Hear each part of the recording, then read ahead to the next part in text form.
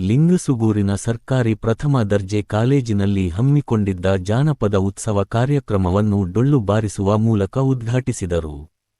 ಕಾರ್ಯಕ್ರಮ ಉದ್ದೇಶಿಸಿ ಕಾರಟಗಿಯ ಸಿಎಂಎನ್ ಕಾಲೇಜಿನ ಉಪನ್ಯಾಸಕ ಡಾ. ಹನುಮಂತಪ್ಪ ಚಂದ್ಲಾಪುರ ಮಾತನಾಡಿದ ಅವರು, ಜನಪದರ ಬದುಕಿನಲ್ಲಿ ಕಂಠಸ್ಥವಾಗಿ ಹರಿದು ಬಂದ ಜಾನಪದ ಸಾಹಿತ್ಯ ನಿರಾಭರಣ ಸುಂದರಿ, ಶಿಷ್ಟ ಸಾಹಿತ್ಯದಂತೆ ವರ್ಣನಾತ್ಮಕವಾಗಿರದೆ ಸುಲಲಿತ, ಸರಳ ಭಾಷೆಯಿಂದ ಜಾನಪದ ಸಾಹಿತ್ಯ ಒಡಮೂಡಿ ಬಂದಿದೆ ಎಂದು ಹೇಳಿದರು.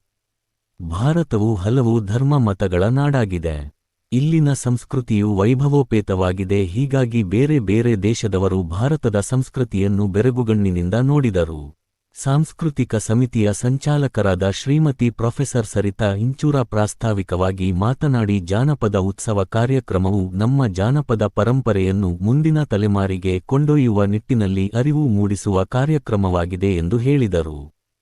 ಕಾರ್ಯಕ್ರಮದ ಅಧ್ಯಕ್ಷತೆಯನ್ನು ವಹಿಸಿ ಮಾತನಾಡಿದ ಪ್ರಾಂಶುಪಾಲ ಡಾ.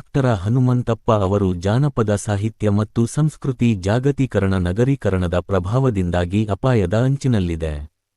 ಅದರಿಂದ ಹೊರಬಂದು ಜಾನಪದ ಸಾಹಿತ್ಯವನ್ನು, ಅದರ ಪಳಿಯುಳಿಕೆಯನ್ನು ರಕ್ಷಿಸುವ ಹೊಣೆಗಾರಿಕೆ ನಮ್ಮೆಲ್ಲರದ್ದಾಗಿದೆ.